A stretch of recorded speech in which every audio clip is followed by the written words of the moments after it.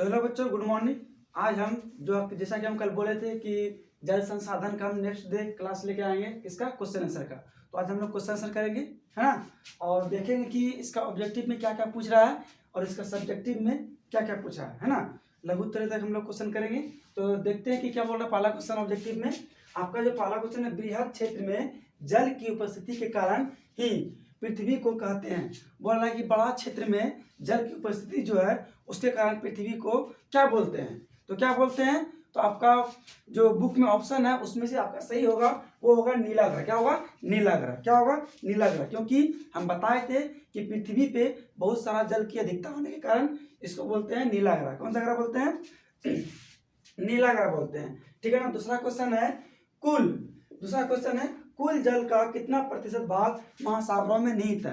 कहने का मतलब है महासागर में जितना भी जल है वही पूछ रहा है कि कुल जल का कितना प्रतिशत भाग जो है कि महासागरों में निहित। हम बताए थे, सबका हम बताए थे कि जल कितना कहाँ कहाँ पे कितना कितना प्रयोग होता है।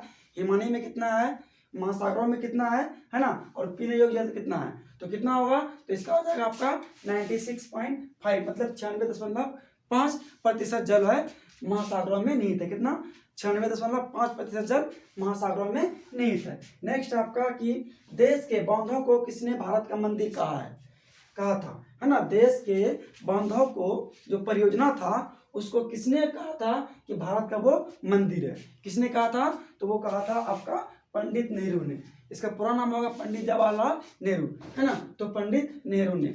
आपका चौथा क्वेश्चन है क्या, प्राणियों के शरीर में कितना प्रतिशत जो है कि जल की मात्रा होता है। जो हम लोग है, प्राणी है, उसके शरीर में कितना प्रतिशत जल की मात्रा होता है। तो हम बताए थे कितना होता है, तो 65% मतलब 65% किसी भी शरीर में जो है कि पानी की मात्रा होता है।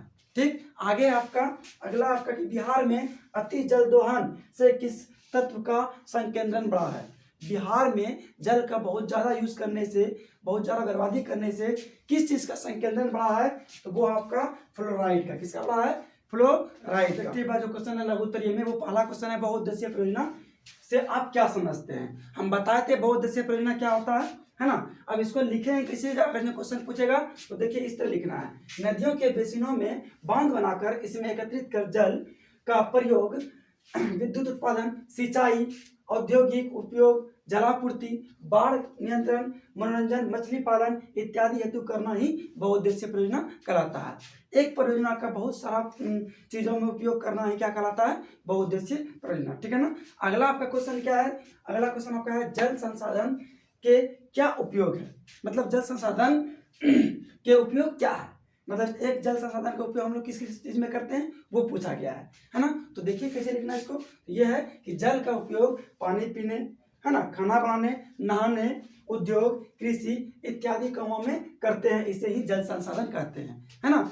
एक जल का उपयोग हम लोग जीवन में बहुत सारे कामों में करते हैं, उसी को बोलते हैं जल संसाधन। ठीक है ना। और नेक्स्ट क्वेश्चन, तीसरा क्वेश्चन क्या आपका, अंतर्राष्ट्रीय जल विवाद के क्या कारण है। अंतर्राज्यीय होगा, सॉरी यहाँ अंतर्राज्यीय होगा।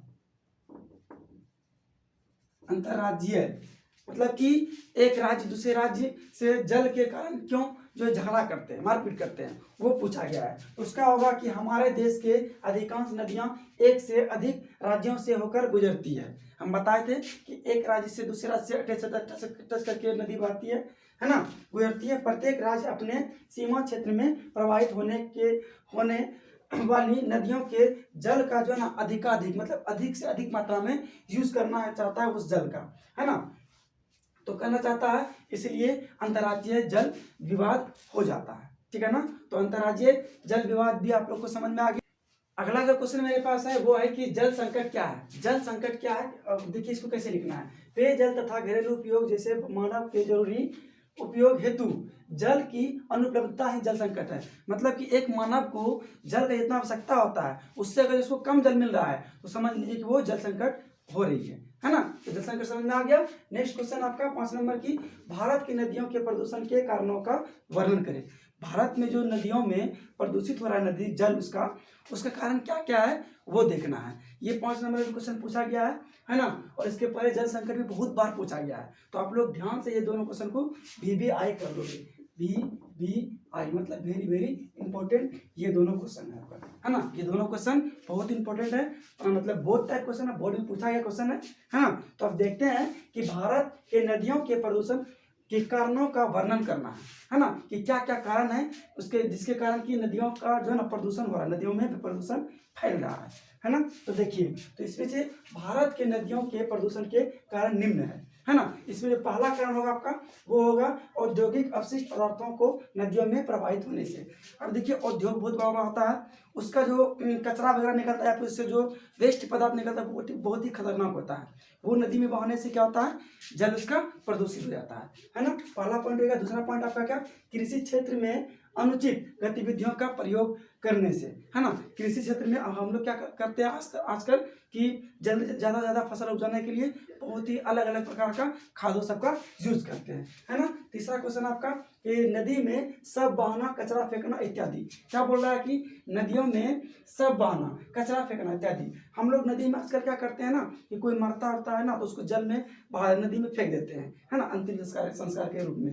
लेकिन वो नहीं करना, उससे क्या होता है, जल प्रदूषित होता है। दूसरा है कचरा फेंकने से। आजकल देखते हैं कि बहुत लोग क्या करते हैं, नहाने जब जाता है तो शैम्पूल का यूज़ करता है और उन्हें कचरा जो होता है साथ में लेकर वहीं फेंक देता है, तो उससे भी क्या होता है, नदी प्रदूषित होता है, ठीक है ना। और चौथा क्वेश्चन आपका क्या है, जहाज़ों से होने वाले तेल का रिसाव। अब जो नदी में जो गंगा जी सब में जो नाव चलता है उसमें जो उससे जो तेल कभी कभी निकल के बाहर गया आता है, उससे भी क्या होता है, जल का जो है ना प्रदूषित हो जाता है, जल प्रदूषित, उससे भी क्या होता है, जल प्रदूषित हो जाता है ना। नदियों में जहाज जो चलता है उससे जो तेल वगैरह निकलता है उससे भी जल क्या होता है, प्रदूषित हो जाता है, ठीक है ना। और पांचवा क्वेश्चन जो आपका है, नगरीय क्षेत्र का प्रदूषित जल को नदियों में बहाने से।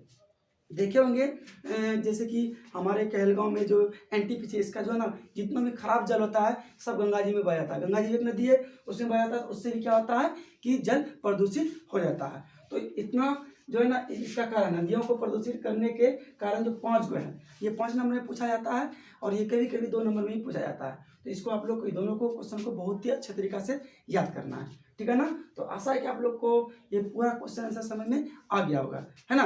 आपको अगर जो दीर्घ वाला क्वेश्चन का आंसर चाहिए तो वो कमेंट में कीजिएगा, हम बताएंगे। और हम आप लोग को बार बार बोलते हैं, रिक्वेस्ट भी करते हैं कि कोई भी तरह का वीडियो में अगर जो दिक्कत होता है तो हमको कमेंट करके जरूर बताएं, है ना। क्या करना, आप लोग को सिर्फ कमेंट करना है, कमेंट करना कि आप लोग को दिक्कत क्या हो रही है वीडियो में, वीडियो कैसा बन रहा है, और आप लोग को अच्छे तरीके से हम समझा नहीं पाते हैं, नहीं पाते हैं, है ना। और वो कब पता चलेगा, जब आप लोग कमेंट हमको कीजिएगा, है ना। तो आज के लिए बस इतना ही, है ना। आप लोग स्वस्थ रहिए, मस्त रहिए। जय हिंद, जय भारत। मिलते हैं नेक्स्ट क्लास में और नेक्स्ट चैप्टर के साथ में, ठीक है। Thank you.